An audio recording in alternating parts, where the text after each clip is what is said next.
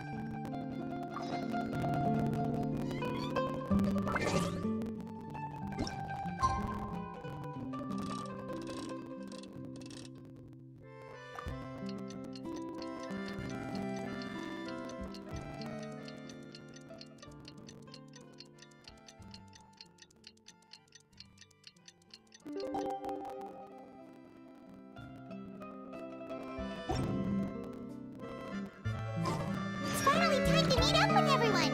Paimon even dreamt of making the film last night. If Paimon remembers right, we're meeting at Hotel de Boer. Let's get going!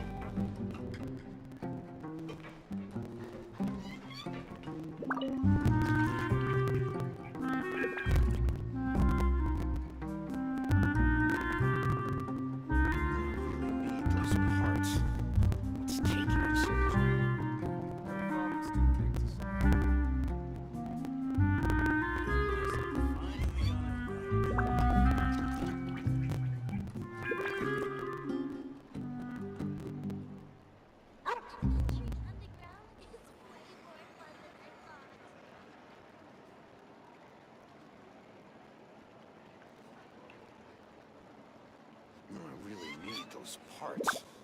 It's taking him so long. Say what you mean. I guess No I'm problem, finally too on big the to right solve. path.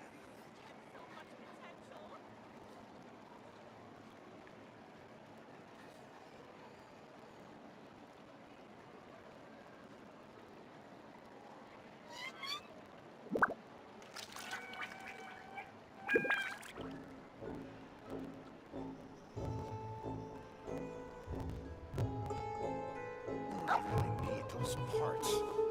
It's taking him so long. No problem's too big to solve. I guess I'm finally on the right path.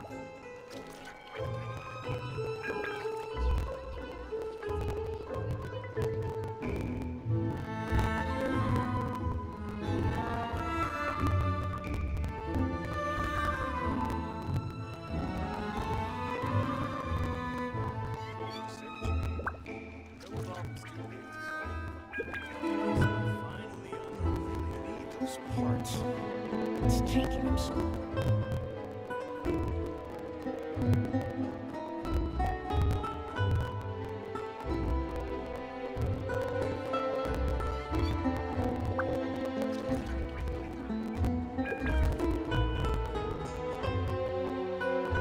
Say what you mean. No problem's too big to solve. Those parts. It's taking him so long.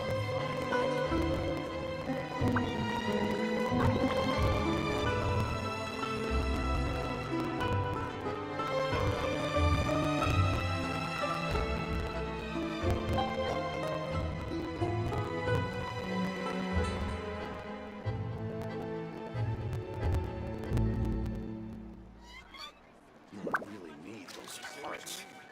It's taking him so long. Finally on the right path.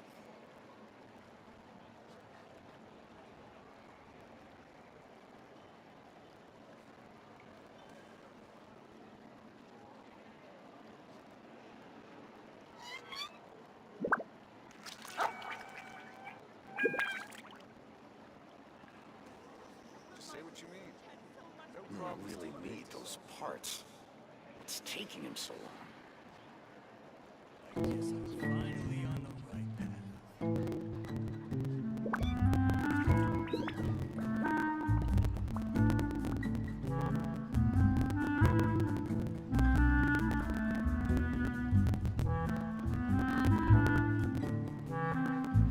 Just say what you mean. No problem's I too big need to those solve. parts. It's taking him so long.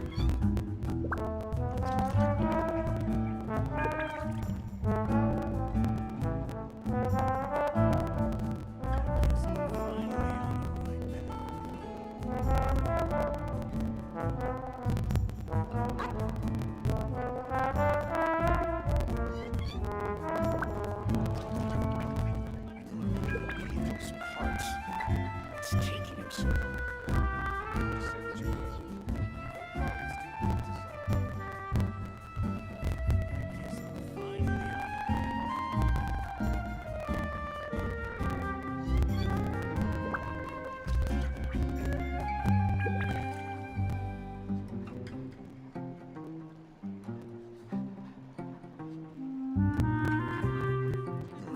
Need those parts. It's taking him so long.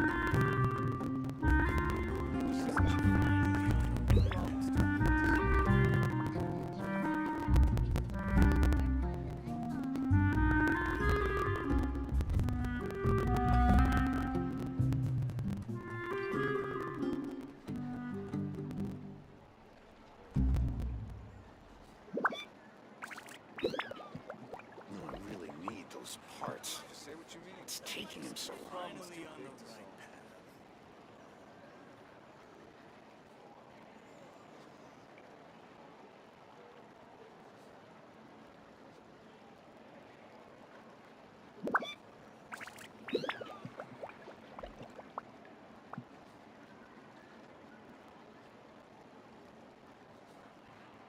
Just say what you mean. I guess No problems too big to solve.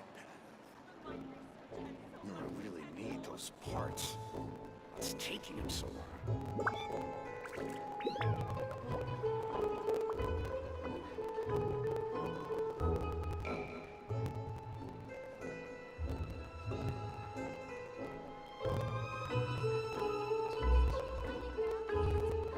Just say what you mean. Need those parts. It's taking him so long. Just say what you mean.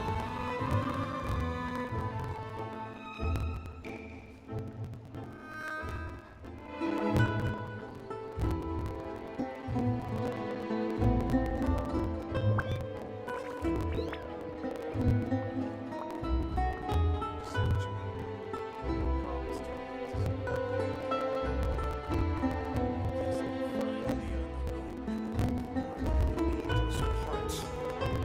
too big to solve. Need those parts. It's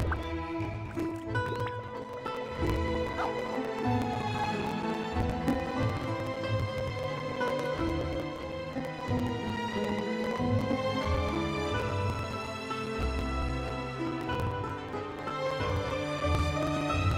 Need those parts. It's taking him so long.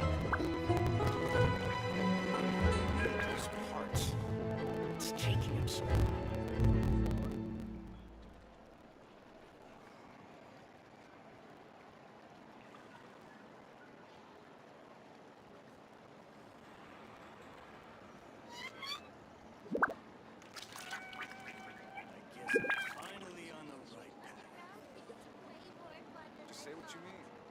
No problem's too big to solve.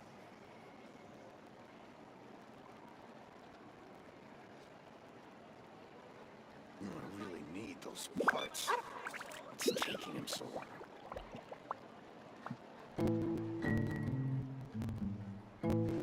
I guess I'm finally on the right path.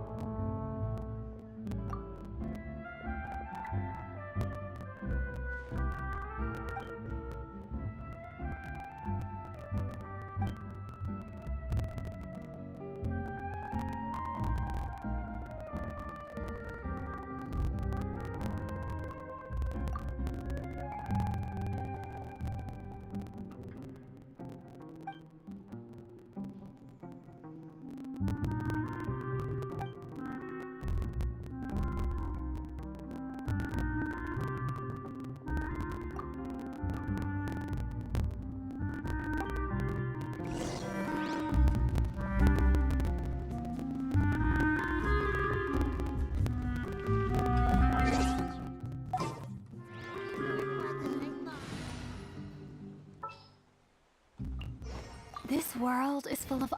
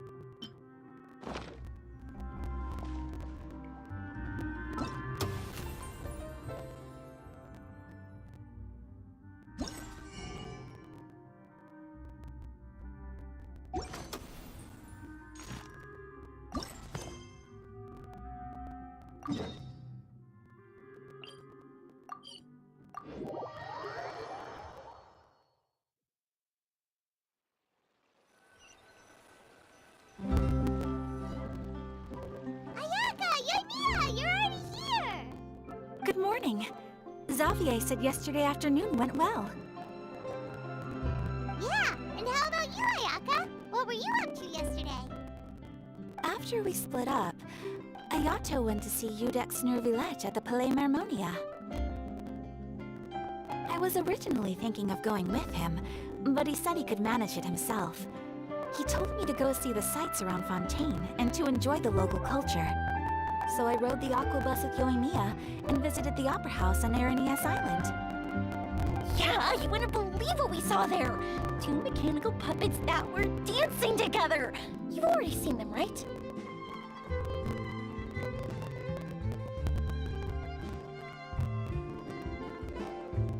Yeah, those two! Amazing, aren't they? We sat and watched for quite a while. It was mesmerizing. Like we could keep watching them forever. Oh, it was the same for us the first time we saw them, too. Afterwards, we went swimming at the beach! Well, diving, to be exact. It was the first time I ever breathed underwater! I held Ayaka's hand and we counted down together. 3, 2, 1, and then splash! We were beneath the waves.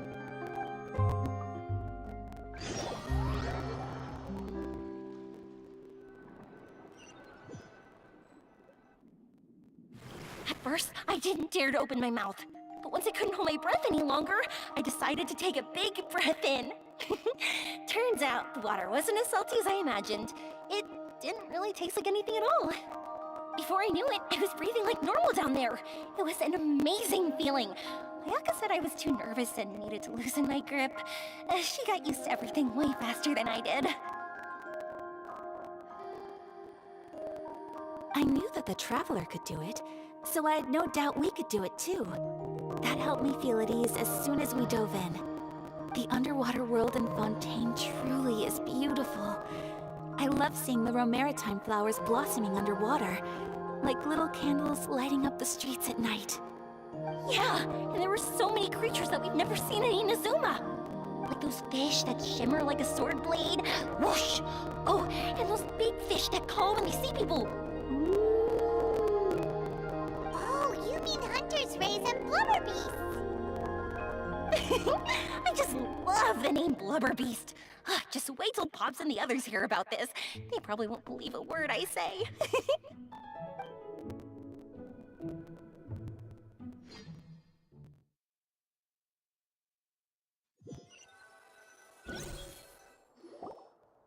Yoimiya was down there for quite a while.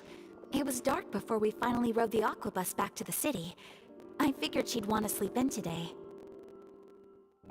Yeah, even I was worried that I wouldn't be able to get up. I still felt like I was drifting in the waves when I went to sleep last night.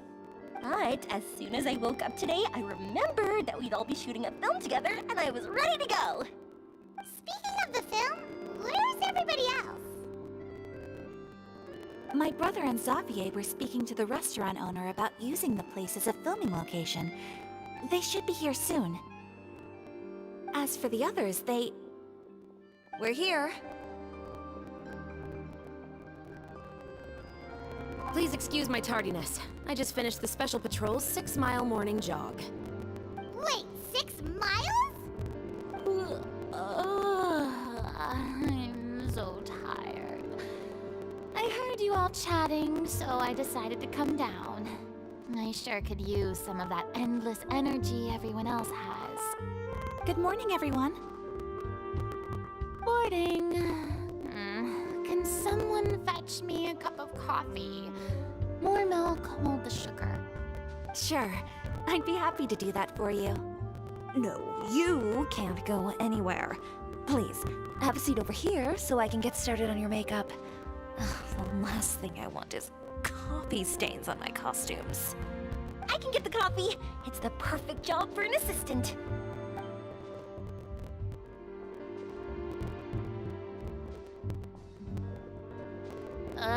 So much energy. Seriously, what's her secret? Oh, Yoimiya's always like that. But you sure look exhausted, Farina. It's because you're not used to waking up so early, huh? Of course not. I spent the whole night reading the novel from cover to cover. marking sections that either need to be omitted or adapted. Wow, Paimon didn't expect you to be so thorough. Well, I was the biggest star in all of Fontaine after all. It takes more than just a pretty face to earn a reputation like that. I know how to get serious when the situation calls for it. I went all out when I was acting as an Archon, so why wouldn't I do the same for my own life? Here's your coffee, Director Farina.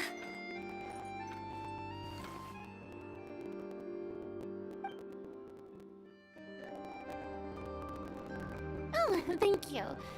The sound of being called director and the aroma of coffee feels almost as refreshing as hearing the birds chirping in the morning. Ah, it seems everyone has managed to arrive on time. We've reached an agreement with the restaurant owner. We are free to use the second floor to shoot our film. Really? That's great! He is really looking forward to our film, and hopes that providing his restaurant as a filming location will attract more customers. Well then, Mr. Xavier, I'll leave the rest to you. Okay, thanks. First, I'd like to introduce our new members. This is our prop manager, Veronique. She'll be in charge of all the film's props and items. And this is Bono, our lighting technician. He'll be in charge of lighting and illumination to set up each scene's atmosphere. Wow, sure feels like we have some real professionals joining the crew now.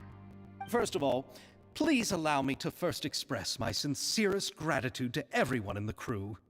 When my investor informed me yesterday that he wouldn't be able to provide the funds, I really thought that this was the nail in the coffin for this film. I had no idea that I'd find so many people willing to help me on such short notice. Thank you. Thank you all from the bottom of my heart. No need to be so cordial, Mr. Xavier. We're all honored to be a part of this. Your works made a profound impression on me when I saw them back in Inazuma.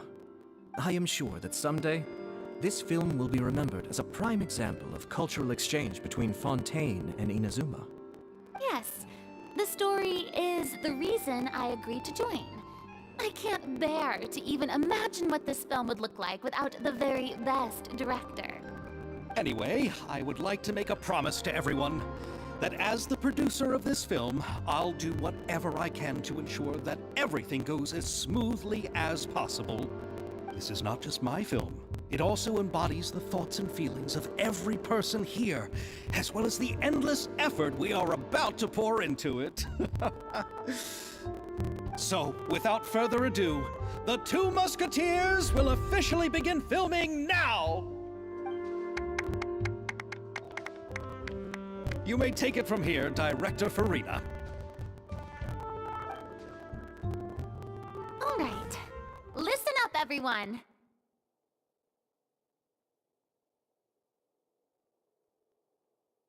The first scene takes place when the two young musketeers are living at the Baron's home, still unaware of all that is about to happen to them. We'll need props and lighting to set the scene. Our lead actors can go get their makeup done, and extras, please take this time to go over your positions. Whoa, seems Farina's really kicking things into gear as the director.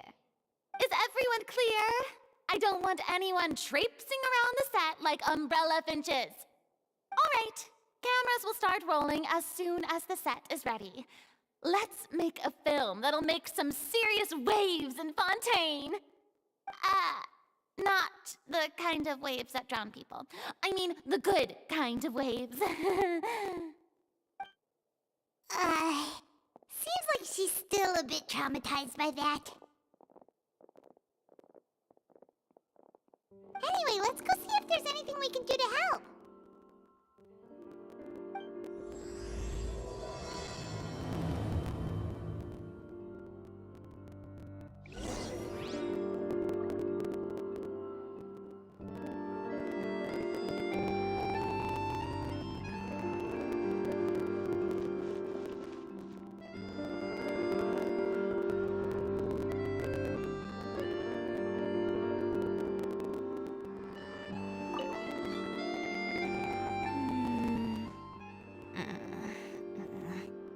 Ayaka has mentioned you to me before.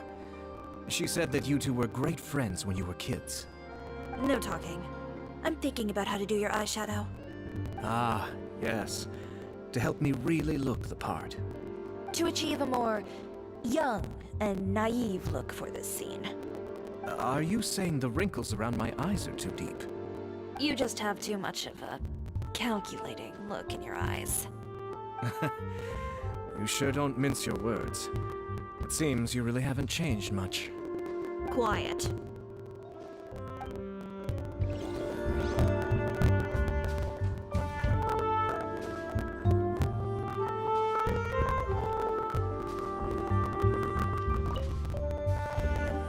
How about here?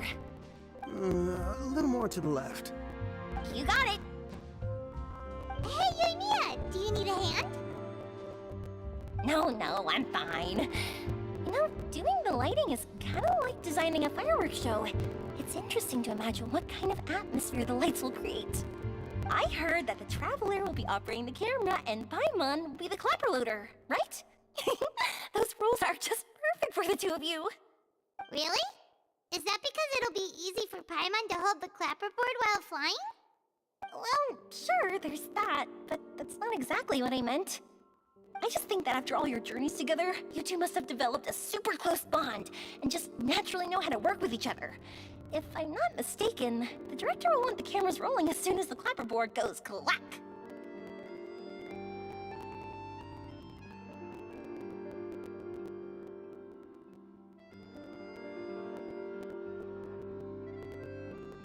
Oh, I see!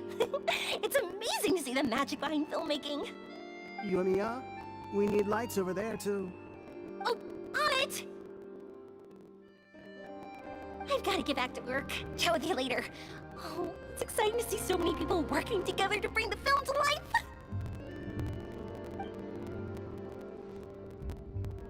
Seems like Yoimiya's really getting into it.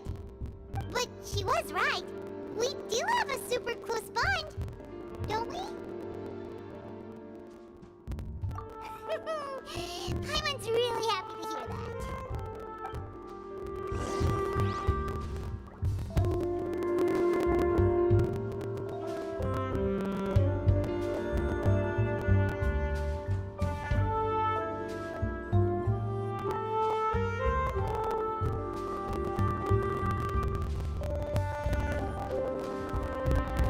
So, this is a real musket? No, it's just a prop weapon. Not bad. Have you seen a real musket before? Only in books and newspapers. I made this one based on the relative shape and proportions I saw in reference images. When we're filming, some special gunpowder will be applied around the muzzle, which will help create the flash and smoke effects of a real gun being fired. Which means it'll be up to the actors to portray the recoil. That's right. The sound effects for gunshots will also be added in post-production. Thank you, Veronique. I think I know where to start now. However, the musket's gears and firing pin could still use some work. Adding some wear on the metallic components will make them appear more realistic. Also, be sure to rub the muskets with some oil each time before we start shooting. That'll give the impression that the firearms have been well maintained. Good point. You seem to know a lot, Miss Chevres. I assume you use these types of firearms on a regular basis? Yes, I perform routine maintenance on my weapons every day. Just like we as people need to eat and sleep, muskets need to be cleaned and maintained.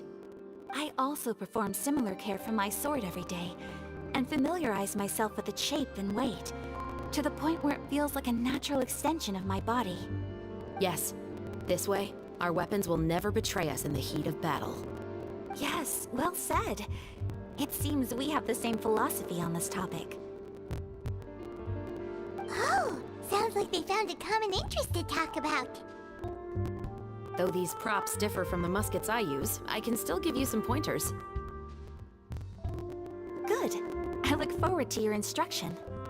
First and foremost, never point the weapon at anyone, regardless of whether it's a real or prop weapon, or whether you're holding it or it's on the table. This holds for any time when you're not actively engaging an enemy. Okay, understood. When aiming the musket, extend your arm so that it's level with your shoulder, and use your eye to look down the weapon's sights. Like this? Not bad. Now, try saying your lines. This is the end of the road for you. Good. Now turn your body a little. That way, you'll give your enemy less of a target to work with. And relax your shoulders. Here, allow me to demonstrate. This is the end of the road for you. Huh. Excuse me, Miss Chiori. Director Farina, there's something I wish to discuss with you. Oh? What is it? Like this? Yes, much better. What do you think? I do see your point. But are you sure you wish to do this? I believe it would be most fitting. Well, if you insist. All right, I understand. Miss Ayaka, Miss Chevres, could the two of you please come over here? Huh? What's going on? Are we gonna start filming now? Let's go see.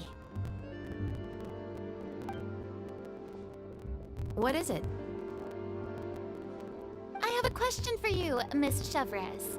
Would you be willing to play the role of a musketeer? What? To clarify, I would like to turn over my role to Miss Chevres. But brother...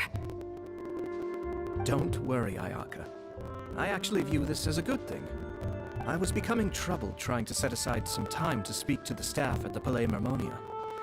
I would like to have some conversations about the cultural exchange between our two countries, and I've heard that the bureaucratic process here can get rather complicated. Now, I will be able to focus on my work. Besides, you also know that I'm not really one for public performances. Are you really sure? From a director's point of view, I also felt like the relationship between the two musketeers in the original story could be improved.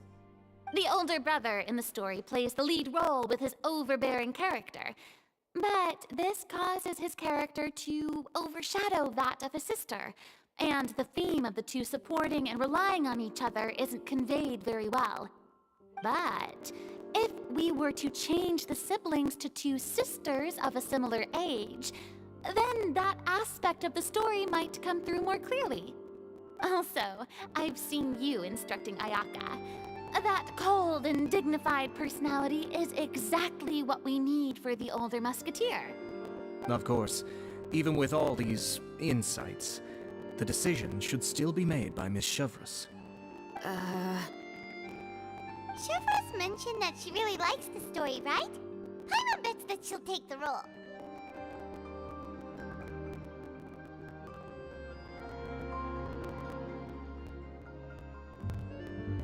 All right, I'll take the role. Good. It's decided then. I'll get started on making edits to the script. We'll also need to make some immediate adjustments to the lighting, props, and costumes. Oh, I have a feeling that our adaptation will be even better than the original story. You're doing a great favor for me, Miss Chevres.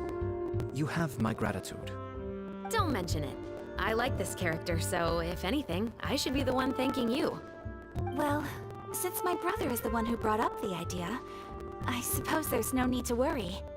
Let's go, Miss Chevres. I look forward to working with you. Please, just call me Chevres.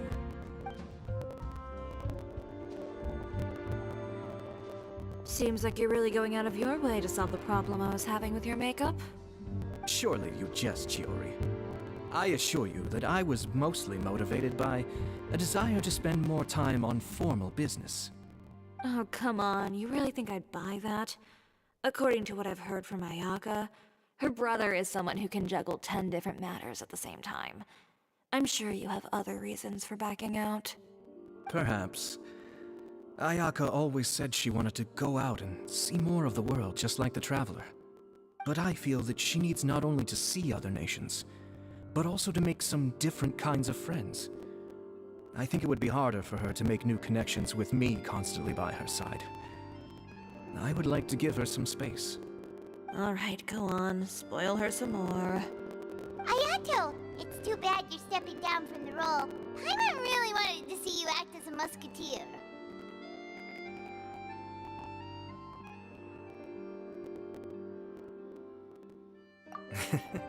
No need to poke fun at me. I'd wager that you also felt that I wasn't the best candidate for the role. It's a little hard for Paimon to imagine you saying those lines. Yes, I've made an appointment to meet some people from the Palais Mermonia. Now, I will have some more time to prepare. Traveler, get the camera ready. Paimon, get the clapperboard. Actors, to your positions. We're about to start shooting the first scene. Go on now. And please take good care of Ayaka. Yep, don't worry. Thank you. I look forward to seeing the film when it's finished. All right, now that we're all here, let me help set the scene for everyone.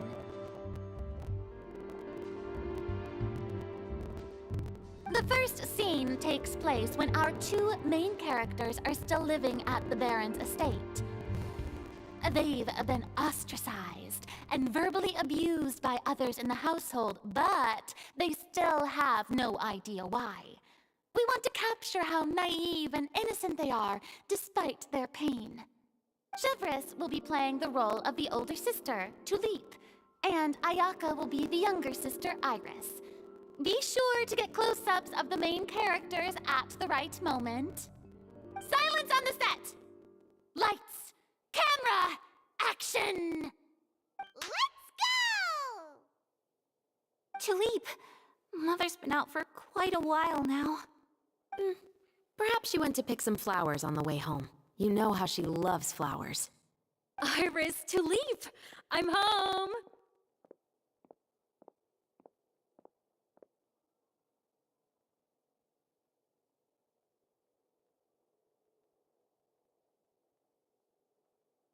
Mother! You were out for so long, we were beginning to worry about you.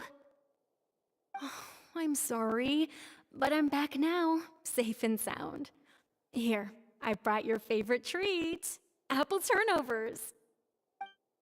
Mother, what are those bruises on your hand?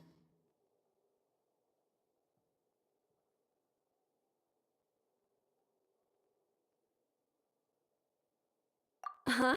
What bruises? Oh, I must have bumped into something while I was working yesterday. But I didn't notice them this morning. Then perhaps they're from when I accidentally tripped when I was out just now. By the way, did you have fun playing at home? What's the matter, Iris? Well, we've realized that no one really wants to play with us. They even took Iris's doll and spat at us. And they even called us names. They said we were... Shh. It's all right. Don't worry. Girls, listen to me. It doesn't matter what anyone says.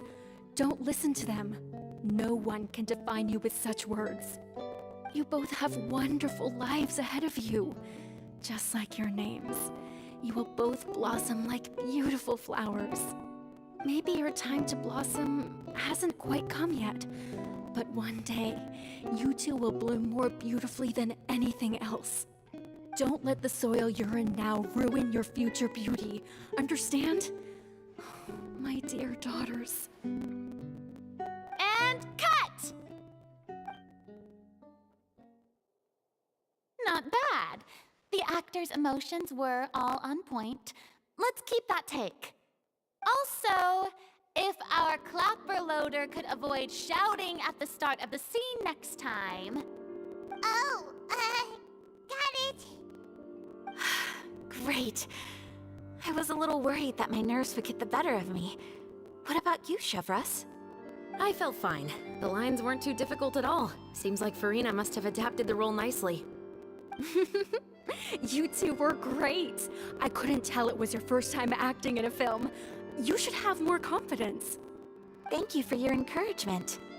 Positions, everyone!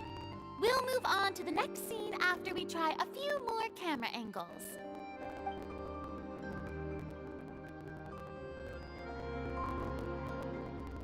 This scene is when our two characters return home, only to discover their mother has been murdered. Ready? Lights! Camera! Action! Mother, we're back! Mother?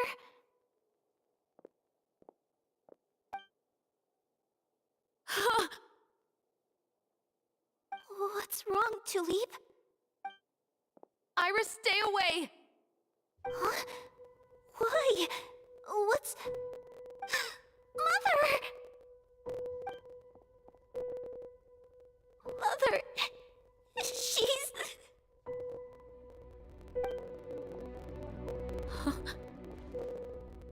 There's poison in this cup. I could have sworn I've seen this kind of cup before. Those aristocrats. They didn't even try to cover up their actions.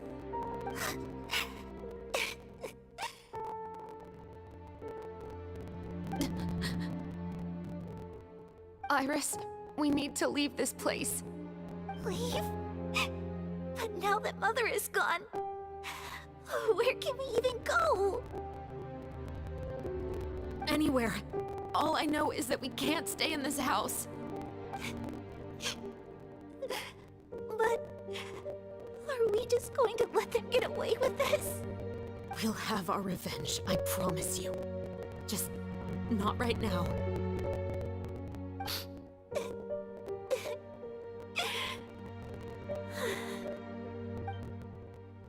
Come on, let's go. No, wait. We can't just leave Mother here like this. At least let me leave this rose with her. That's why we went out in the first place. To buy her this flower. All right. Goodbye, Mother. We'll avenge you. Someday. And cut! Beautiful! Great performance! Oh my, you're so amazing, Ayaka! And were those real tears I saw? How did you do it? I was surprised too. Thank you for the kind compliments. Actually, as soon as Director Farina said action, I told myself not to think about anything. I just felt the weight of the moment and became the character. It's quite similar to practicing the art of the sword. You clear your mind and focus only on what's happening in front of you. Ayaka's performance was amazing. Have I discovered an acting prodigy? Pipe down, everyone! We need to move on to the next scene!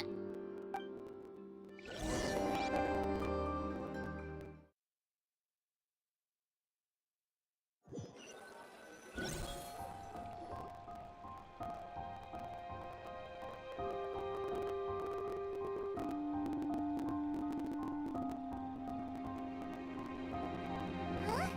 Are we done already?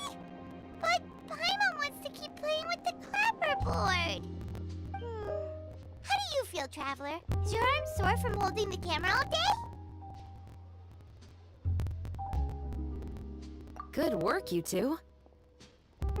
You too, Shivers. You were quite the actress today. I've read this novel many times before. I have a good grasp of my character's mindset. Anyway, do you remember my request from yesterday?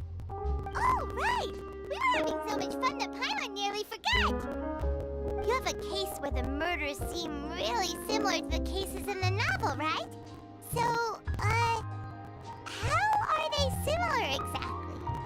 In the story, the main characters grow up to become two musketeers, always using their guns to carry out their revenge. And on each of the victims, they'd place a rainbow rose as a signal that they've returned. Yes, that's correct. We found rainbow roses just like in the novel. Seems like you're connecting the dots now. Oh, that does sound pretty concerning. Especially after seeing the script today. Ooh, now Paimon can't stop wondering what kind of ulterior motive the murderer might have. What do you think, Traveler? You're smart. Paimon wants to hear your thoughts.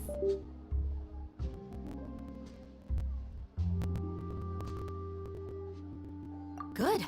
On behalf of Fontaine's Special Security and Surveillance Patrol, thank you for your dedication to justice. There's no time to lose. We should start investigating right away. Follow me. Huh? Right now? But we just got done filming all day. Paimon's so tired. The most valuable intel always comes after nightfall. They are like small, remote islands in the middle of the sea. If you don't stay vigilant, you will pass right by them in the fog. That's how one of my favorite books always puts it, at least. So where are we going right now? Let's start by checking out some workshops that sell mechanical components. If the culprit is making their own weapons, it's very likely that they'll visit those sort of places.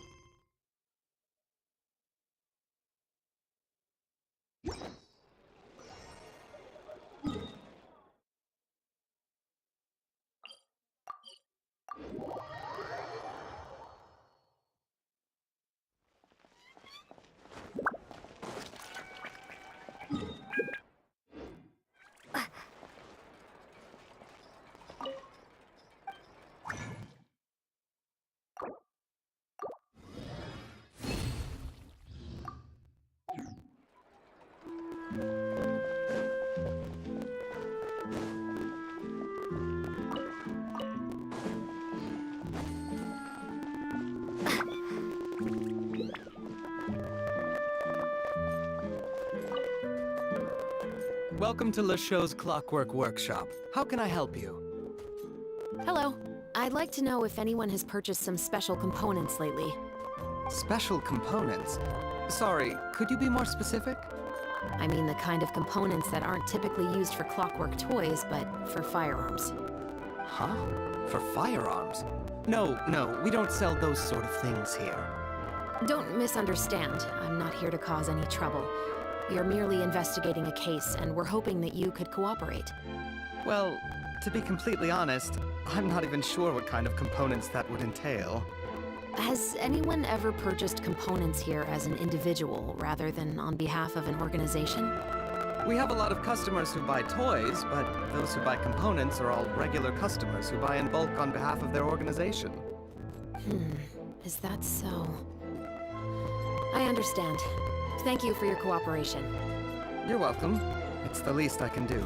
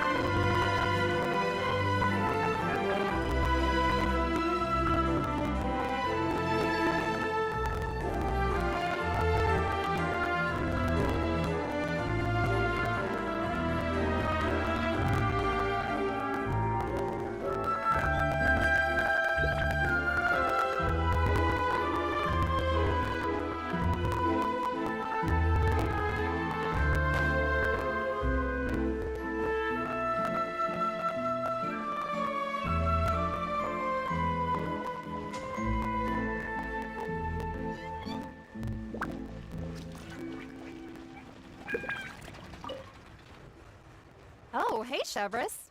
Run out of oil for your musket again? Hello, Estelle. I want to know if anyone has come to your shop recently to order some firearm components. Oh, is this another case? Let me think. I don't think so.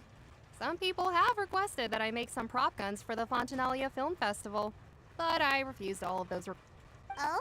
Why's that? because there's no profit! I only make things here that can do some real heavy lifting. I don't have the energy to make some new molds just for the festival. Then has anybody come specifically looking for mechanical components? Well, I usually sell off my scrap to the Fleuve Cendre. I don't typically give them to one specific person. I understand. Thanks for your cooperation. Don't mention it. Always happy to have the Musketeers' patronage. Seems like we haven't found any leads to go off yet. Yeah, unfortunately. All right, let's head to Fleuve Cendre next. Huh? Are you sure?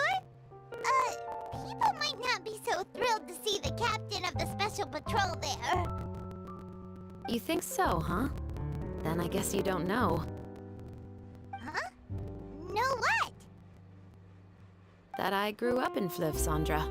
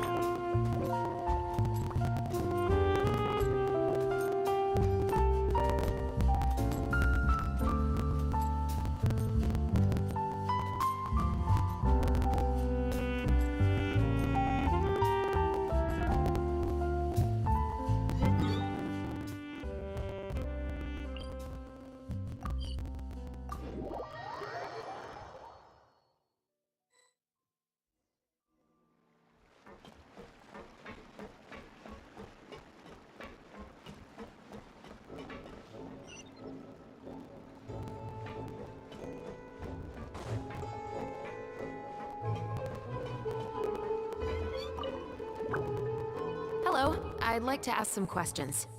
I don't know anything. Don't worry, I'm not here to arrest anybody. You say that now. It's the truth. Here, take this as my guarantee.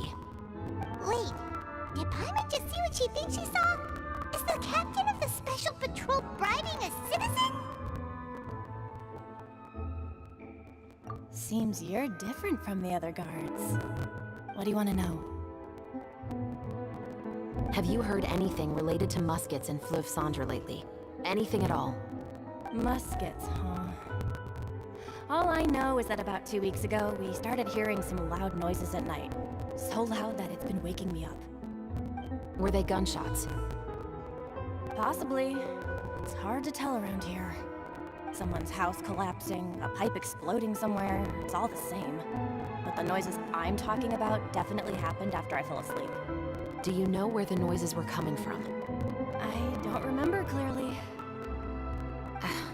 Is it that you don't remember, or that you need to think about it some more? You tell me. Then please, think about it some more. She's giving her even more Mora! The noises came from the end of the Southern Waterway. I came out and had a look for myself and I wasn't sleeping well, but I didn't dare get too close. That's all I know. All right, I'll take your word for it. Thanks for the pâte de fruits.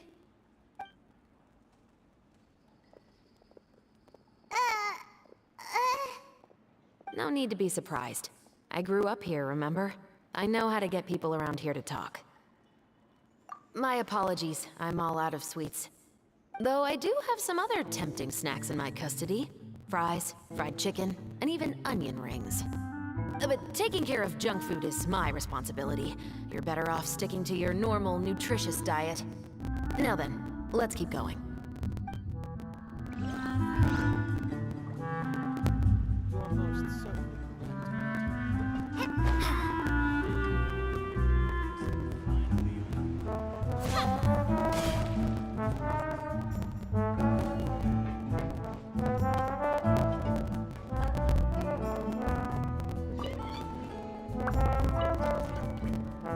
It's been a while, Tetro. Please, just get on with your request. I want to know if you've heard anybody talking about muskets lately. Information isn't free, you know. I've heard that bandits have been extremely active in the countryside recently, and they've been affecting the delivery of goods to Poisson. I can allocate some more manpower to help out with that problem. What do you say? You're still as helpful as ever. One of our men got drunk at dinner about a month ago and lost his gun. 3 days later, it turned up in the corner here. What's weird about that? He just forgot where he put it, right? This is Fleuve Cendre, my friend. Anything of value left in the tavern won't ever make it to the next day. But that gun turned out to be an exception. It didn't get any new wear and tear on it, and didn't even appear to have been fired. We were quite mystified as to what could have happened. I suspect it came back because the weapon was already known to the guards. You mean, a criminal was afraid the Marechaussee Phantom would use the shot marks to track them down? Maybe. But if that's the case, the culprit really took great care to avoid getting caught. I didn't say anything about a criminal. In Fleuve Cendre, knowing who was killed is as easy as knowing what clothes you're wearing today. It's the guy living in the east side, isn't it? I've never liked him. Every time he's here, he just orders a drink and sits there with a nasty look in his eyes. So, who was the one who lost the gun in the first place? Don't bother. Even if you ask, he wouldn't admit to owning a gun to some strangers. Not to mention the captain of the Special Security and Surveillance Patrol. He's right. I know you grew up here, Chevreuse. Even though you're on good terms with the Spina, you've still been gone too long. Not many people know you here now, and a lot of people don't like the Special Patrol. I know. So take my advice and don't show your face too much around here. It's for your own safety. I'll come and go as I please, and I'm afraid I'll be appearing more often due to my work. All right. Don't say I didn't warn you.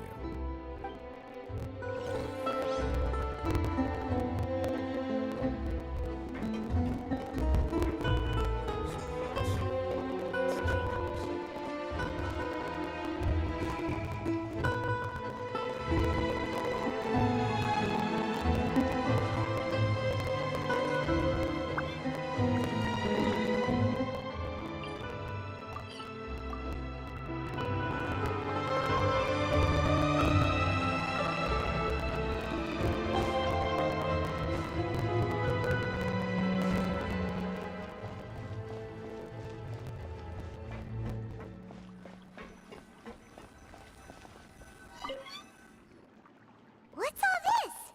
Some broken planks and barrels, as well as some liquor bottles? Yes, but have a closer look, Paimon. Even though somebody has purposefully tried to clean them up, these are obviously marks from musket bullets. In other words, someone was here trying to improve their shot. They were using the barrels and bottles for target practice. Could it have been the killer? Your guess is as good as mine. Although many people at Fleuve Cendre own guns, few hide the fact from others. And even fewer would go to such lengths to hide markings from practice shots. Anyway, let's go. There might be more to this.